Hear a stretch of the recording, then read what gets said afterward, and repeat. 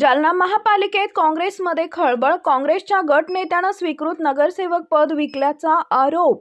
शिस्तभंग कारवाईचा जिल्हाध्यक्षांचा इशारा.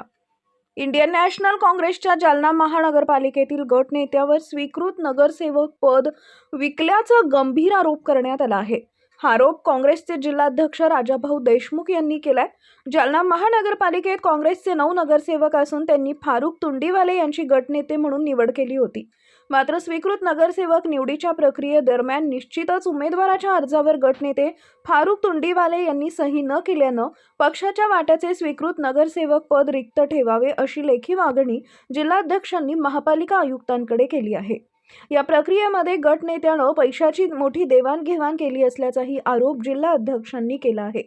संबंधित गट नेत्यावर पक्ष शिस्तभंगाची कारवाई करण्यात येणार असून त्यांचे नगरसेवक पद रद्द करण्यासाठी प्रयत्न करणार असल्याचा इशाराही राजाभाऊ देशमुख यांनी दिलाय.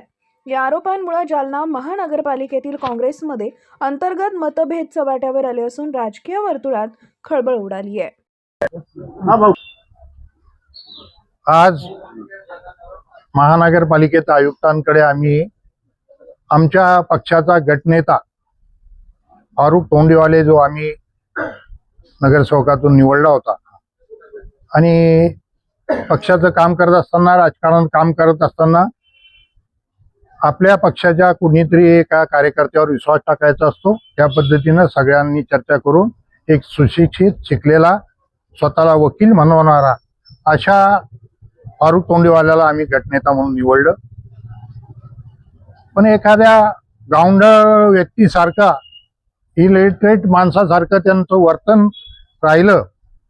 कारण की गटनेता म्हणजे काय, स्वयंभू नसतो. आमच्या घटनेतच आम्ही जी घटना तयार केलेली आहे गटनेता बनवताना, त्यामध्ये स्पष्ट उल्लेख केलेला आहे की जिल्हाध्यक्षाचा आदेशाचं पालन करायचं काम हे गटनेत्याचं असतं. गटनेता स्वतः निर्णय घेऊ शकत नसतो. त्या पद्धतीनं आम्ही आमचा सगळ्यांचा विचार विनिमय करून आम्ही पक्षातर्फे क्या नाम आहे आमचं, आम्ही गटने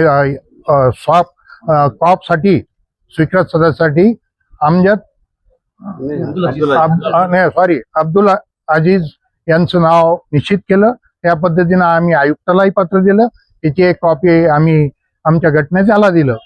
आदल्या दिवशी ते आम्ही पत्र दिलं, पण त्यांनी सकाळी इथं दाखल करताना जी फॉर्मवर आमच्या अधिकृत जो निवड केली होती त्याच्यावर फॉर्मवर त्यांनी सही करायला पाहिजे होती, ती न करता त्यांनी काही प्रलोभनाच्या आधारे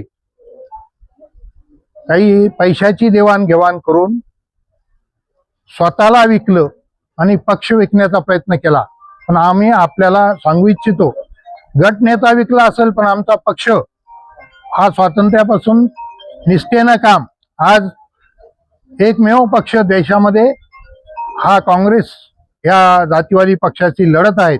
आणि मला याचा खेद वाटतो, ज्या लोकांच्या विरोधात ज्या समाजाच्या विरोधात लढू लागल्या